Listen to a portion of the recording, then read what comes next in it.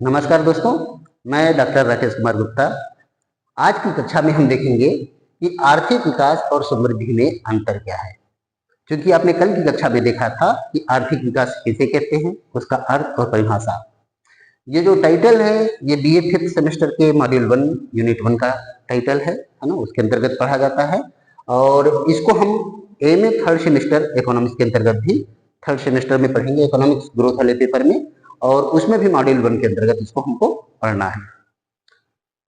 दोस्तों, आर्थिक विकास और समृद्धि में कल हमने आर्थिक विकास के बारे में देखा था कि इसकी 3 श्रेणियों के अंतर्गत परिभाषाएं थी। प्रथम श्रेणी में हमने देखा कि राष्ट्रीय विकास, राष्ट्रीय आय में जो विकास हो रहा है उसके आधार पर यह मान लिया जाता है कि देश आर्थिक विकास कर रहा है। फिर सेकेंड कॉन्सेप्ट या द्वितीय श्रेणी आया, इसमें यह बतलाया गया कि वास्तव में किसी देश का आर्थिक विकास तब होगा जब वहां पर प्रति व्यक्ति आय भी बढ़ रही होगी। केवल राष्ट्रीय आय में वृद्धि आर्थिक विकास का संकेतक नहीं होता है।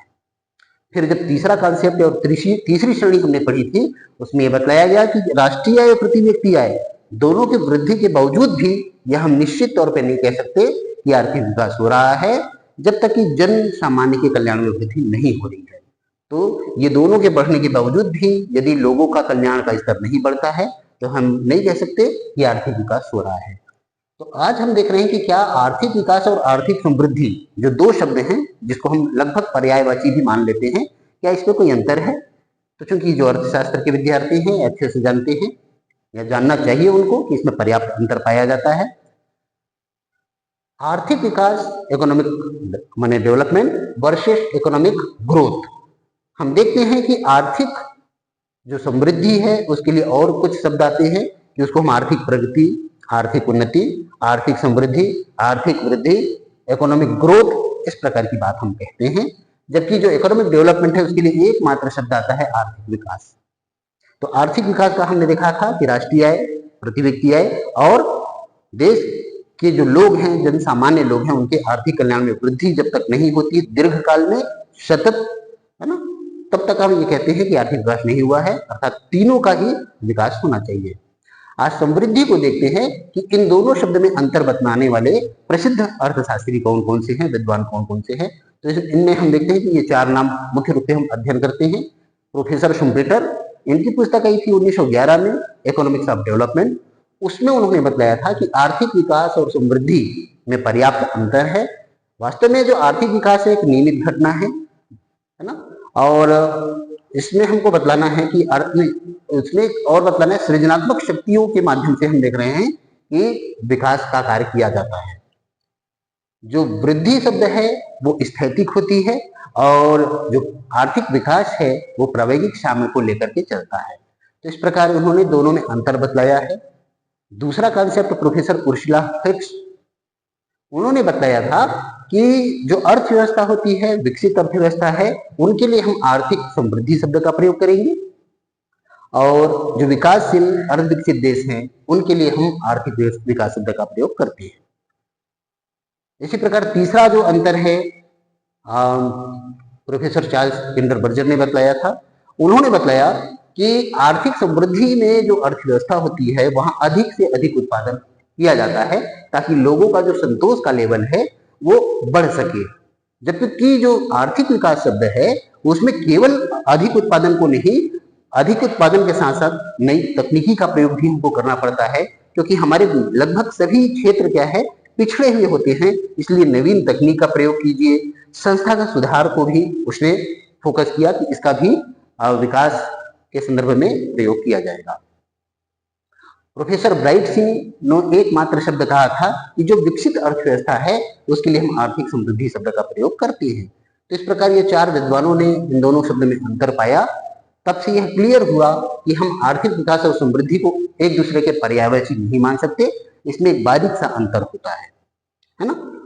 आइए देखते हैं कि आर्थिक विकास और आर्थिक समृद्धि में अंतर के कौन कौन से कंपोनेंट हो सकते हैं, क्योंकि आपकी परीक्षाओं में जरूर पूछा जाता है कि इन दोनों में अंतर स्पष्ट कीजिए। तो यहाँ पर आप देख रहे हैं कि 2, 2, 4 और 2, 6 आधार हमने यहाँ पर बतलाए हैं, जिसके आधार पर यह स्पष्ट हो जाएगा कि दोनों में कुछ अंतर होता है। तो आप देख रहे हैं कि मैं पहले आर्थिक वृद्धि की बात करूंगा, फिर आर्थिक विकास की बात करता हूं कि अर्थव्यवस्था के संदर्भ में हम किस प्रकार अंतर पैदा करेंगे? तो जो आर्थिक समृद्धि है, ये विकसित राष्ट्र, हम यूरोपीय देश या अमेरिका का एग्जाम्पल इसमें ले सकते हैं, उनके लिए इसका प्रयोग किया जाएगा। जबकि भारत जैसे जो विकासशील देश हैं या दक्षिण एशियाई देश जितने भी हैं, वो सब के सब आर्थिक विकास के अंतर्गत आएंगे।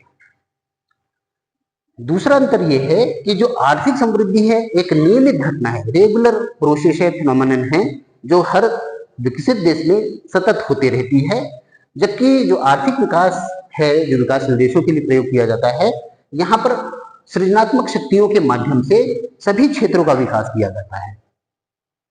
और तीसरा जो अंतर है आर्थिक समृद्धि के लिए, कहा जाता है कि यहाँ जो साम्य पाया जाएगा स्थैतिक होगा, यानी स्थिति हमेशा अधिक सुखमय स्थिति की होती है। जबकि विकासशील देशों में कहते हैं कि जो साम्य की स्थिति है प्रावेगिक है, परिवर्तन होते रहती है, क्योंकि हम अपने निश्चित संतुलन को प्राप्त करने के लिए सदैव प्रयास करते रहते हैं। अच्छी से अच्छी स्थिति प्राप्त करने के लिए हम सदैव तत्पर रहते हैं। तो भारत जैसे है आज लगातार प्रावेगिक साम्य की स्थिति से गुजर रहा है, हर अच्छी स्थिति को प्राप्त करने की कोशिश कर रहा है। ठीक है। और चौथा जो आप देख रहे हैं अंतर, जैसा कि चार्ल्स किंडरबर्जर ने भी बताया था कि आर्थिक समृद्धि में हम देखते हैं कि जो विकसित देश होते हैं उसमें अधिक उत्पादन पर मुख्य रूप से फोकस किया जाता है, जबकि विकासशील देशों में अधिक उत्पादन के साथ साथ नवीन तकनीक का भी प्रयोग किया जाएगा और जितना भी इंफ्रास्ट्रक्चर है इसको सुधारना बहुत जरूरी होता है, क्योंकि विकासशील देशों में जो संरचनात्मक इकाइयां हैं वो बहुत पिछड़ी हुई होती हैं। इसलिए इन सभी क्षेत्र का विकास करना विकासशील देशों के लिए आवश्यक होता है। फिर आप देखेंगे कि आर्थिक समृद्धि में अगला अंतर जो है कि यहाँ पर जो परिवर्तन होता है, जो चेंजेस होता है देश की अर्थव्यवस्था में, वो स्वाभाविक ऑटोमेटिक होने वाला होता है, क्रमिक रेगुलर होता है और स्थिर गति, स्मूथली वहां पर क्या है परिवर्तन होते रहते हैं। जबकि भारत में जो चेंजेस हैं या विकासशील देशों में जो चेंजेस हैं, ये मोटिवेशन करना पड़ता है, यहाँ प्रेरित, यहाँ प्रेरणा बार बार देना पड़ता है। लोग इतने यानी निष्क्रिय होते हैं कि उनको जगाने के लिए बार बार प्रयास किया जाता है। असतत डिसकंटिन्यू प्रयास किया भी तो कुछ दिन किया, फिर भूल गए उद्देश्य की प्राप्ति के लिए। तो हम देखते हैं कि हमारे यहाँ इसीलिए प्रेरित असतत प्रकृति का परिवर्तन होता है, अर्थात यहाँ बार बार लोगों को प्रेरणा देने की आवश्यकता पड़ती है। लोग अपने मन से स्वतः आत्मस्फूर्त होकर के देश के विकास के लिए कार्य नहीं करते। और अंतिम अंतर आप देख रहे हैं कि आर्थिक समृद्धि में आर्थिक संस्थागत घटकों में स्वतः परिवर्तन होता है, यानी लोग स्वयं जितने भी उत्पादन में कार्यशील लोग हैं वहां आर्थिक और संस्थागत घटक में जो चेंजेस है ऑटोमेटिकली होता है। जबकि जो आर्थिक विकास में हम बतला रहे हैं कि जो संरचनात्मक परिवर्तन है यहाँ किया जाना आवश्यक है, देश को काफी प्रयास करना पड़ता है, तब जाकर के उस देश के इन क्षेत्रों में विकास होता है। क्योंकि जो आर्थिक विकास जो विकासशील देशों के संदर्भ में प्रयोग किया जाता है उनके सभी क्षेत्र लगभग पिछड़े होते हैं। इसलिए इन देशों की सबसे प्रमुख समस्या ये आती है कि इन क्षेत्रों का विकास कैसे किया जाए।